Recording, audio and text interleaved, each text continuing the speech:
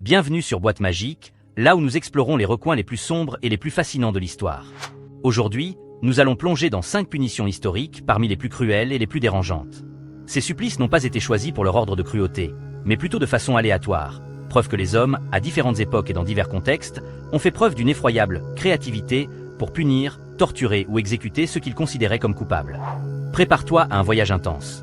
Tu vas découvrir un donjon infesté de rats où la moindre faiblesse entraînait un banquet macabre, une punition maritime transformée en véritable roulette russe du large, une méthode perse considérée comme l'un des supplices les plus terrifiants de l'Antiquité, un rituel d'exécution qui exploitait la terreur des pieux, et enfin ce que l'on peut appeler la mort par l'oubli, dans des oubliettes lugubres où la faim et la soif se faisaient complices des geôliers. Pourquoi revenir sur ces pratiques barbares? D'abord, parce qu'elles témoignent de ce que l'être humain a pu imaginer de pire pour contrôler et intimider. Ensuite, parce que comprendre ces méthodes, c'est réaliser à quel point le droit et la morale ont pu évoluer, et heureusement. Mais prenons garde. L'histoire enseigne aussi que, dans les périodes de trouble ou de fanatisme, la cruauté peut ressurgir, sous des formes nouvelles. Alors, prends une profonde inspiration. Nous allons t'emmener dans ces 5 récits, tous plus glaçants les uns que les autres. À toi de juger lequel semble le plus cruel, ou le plus insoutenable. N'hésite pas à réagir en commentaire. Et surtout, abonne-toi à Boîte Magique pour ne rien manquer de nos prochaines aventures historiques.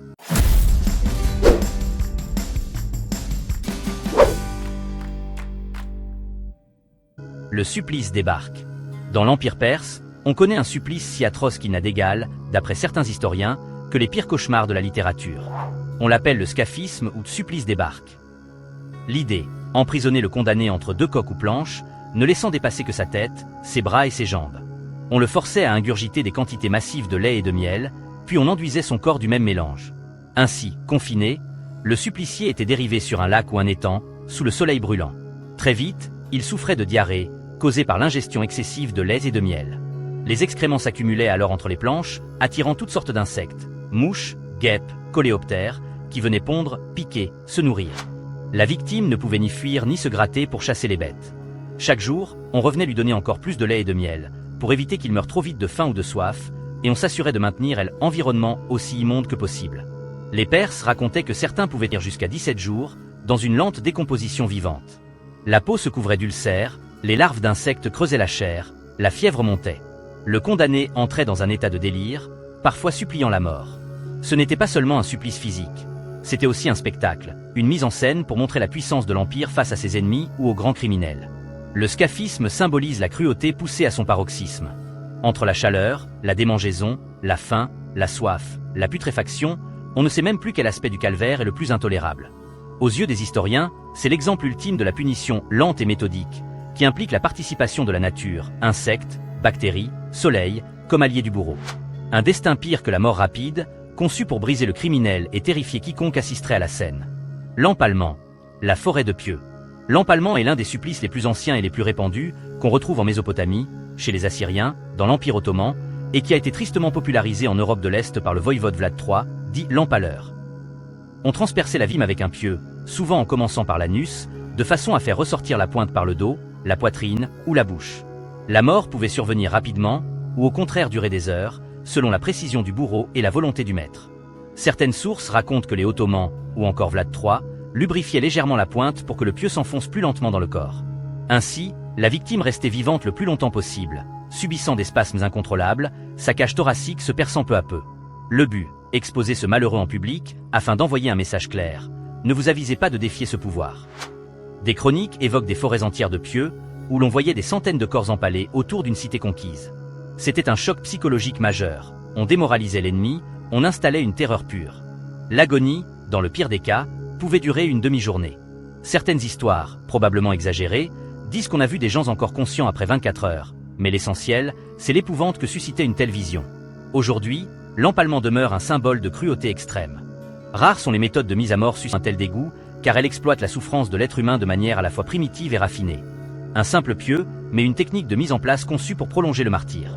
Il n'est pas étonnant que Vlad III, plus tard appelé Dracula dans certaines fictions, ait acquis une aura démoniaque en Occident. Après tout, quoi de plus démoniaque que de dresser une forêt de corps vivants sur des pieux? Le donjon aux rats, un banquet de terreur. Imaginons l'Angleterre médiévale, où la tour de Londres, imposante forteresse, n'est pas seulement un symbole de pouvoir royal, mais aussi un lieu de châtiments innommables. Au plus bas niveau de cette forteresse se trouve un donjon surnommé le donjon aux rats. Pourquoi? Parce que dans cette sombre geôle, mal éclairée voire totalement plongée dans l'obscurité, se nichait un écosystème de rongeurs affamés. L'emplacement était savamment choisi. Cette cellule se trouvait juste sous la ligne de flottaison de la Tamise, le fleuve qui traverse Londres. Quand la marée montait ou que le niveau d'eau augmentait, les rats, chassés de leur tanière, se réfugiaient dans l'endroit le plus sec qu'ils pouvaient trouver. Or, cet endroit était le donjon. Résultat, une cohorte croissante de rats affluait, cherchant de la nourriture. Le détenu, enchaîné, aveuglé par l'obscurité, ne percevait d'abord que des bruits ténus, comme de petits pas. Puis, le vacarme se faisait de plus en plus dense. Des dizaines, peut-être des centaines de rats, grouillant, prêts à mordre. Dans un premier élan de panique, le prisonnier pouvait se débattre, crier, tenter de chasser les bêtes de ses pieds. Mais, au fil des heures, la fatigue prenait le dessus. L'atmosphère viciée, l'angoisse, le manque de nourriture sapent ses forces. C'est là que les rats passaient à l'attaque. Les morsures de rats, au-delà de la douleur, sont potentiellement infectieuses. À l'époque, on ignorait tout des bactéries ou des virus, mais on savait que ces bêtes véhiculent des maladies. Plusieurs prisonniers ont succombé à des fièvres, des infections cutanées ou des gangrènes localisées. On raconte que certains geôliers laissaient ce supplice s'éterniser pour briser toute résistance. Un captif censé avouer un complot, par exemple, pouvait endurer plusieurs marées de rats avant de mourir ou d'avouer tout ce qu'on voulait. Le plus effroyable, c'est la dimension psychologique.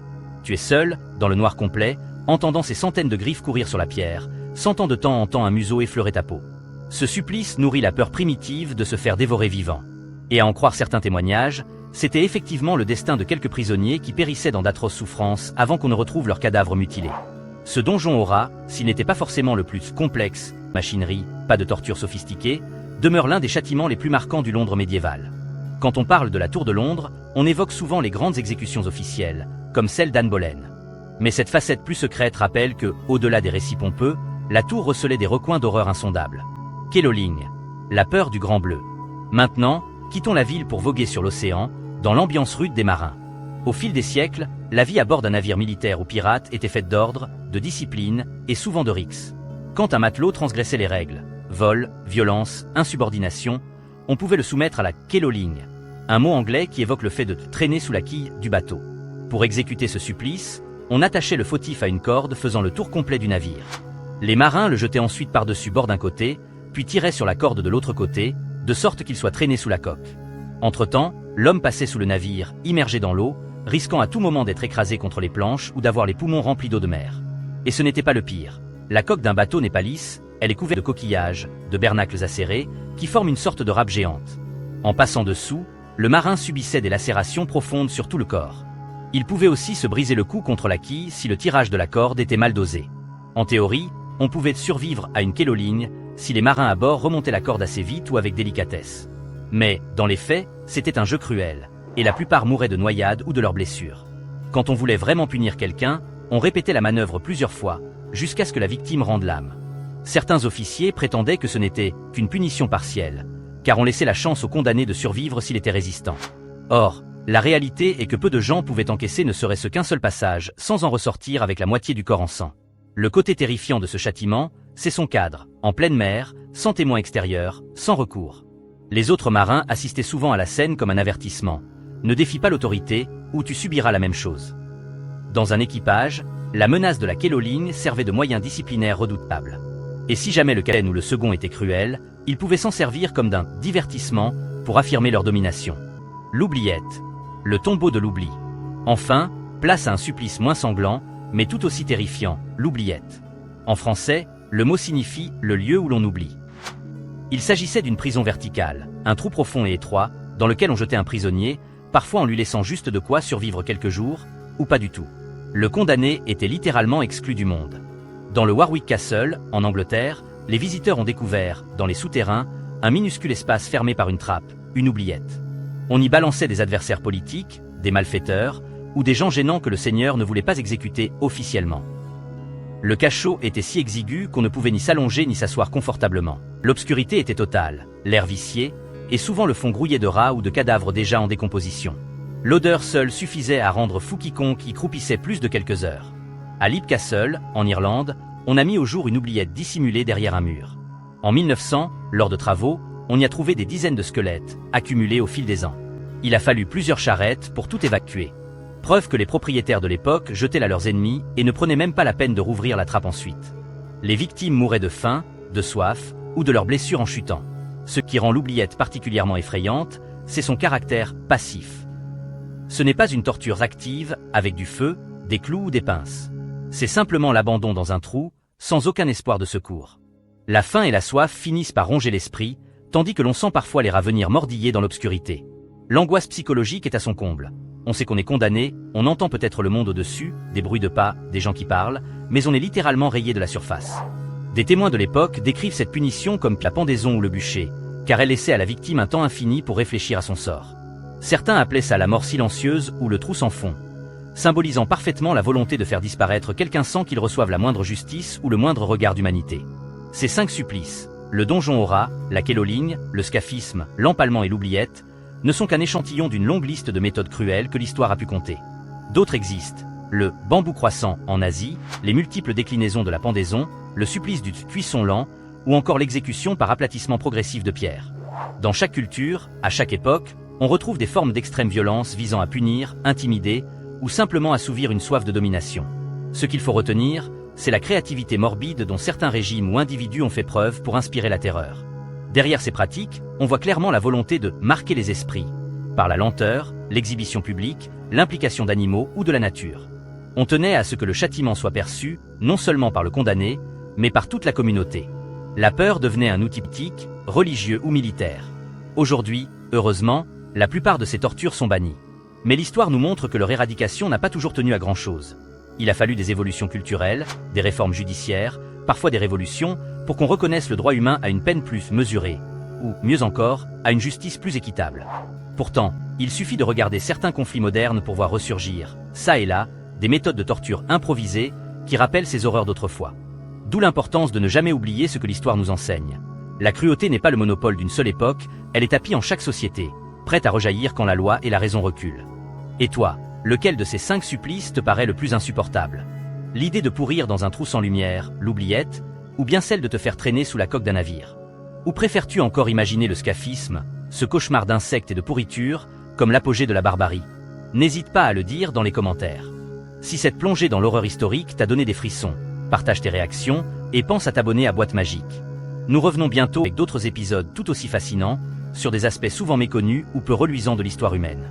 En espérant que cette connaissance nous pousse à construire un présent et un futur, un peu plus éclairé et respectueux de la dignité humaine. Merci de nous avoir suivis dans ce périple sinistre. Reste dans le coin, car le passé regorge encore de 1000 secrets, parfois encore plus sombres que ceux qu'on vient de dévoiler. À très vite sur Boîte Magique.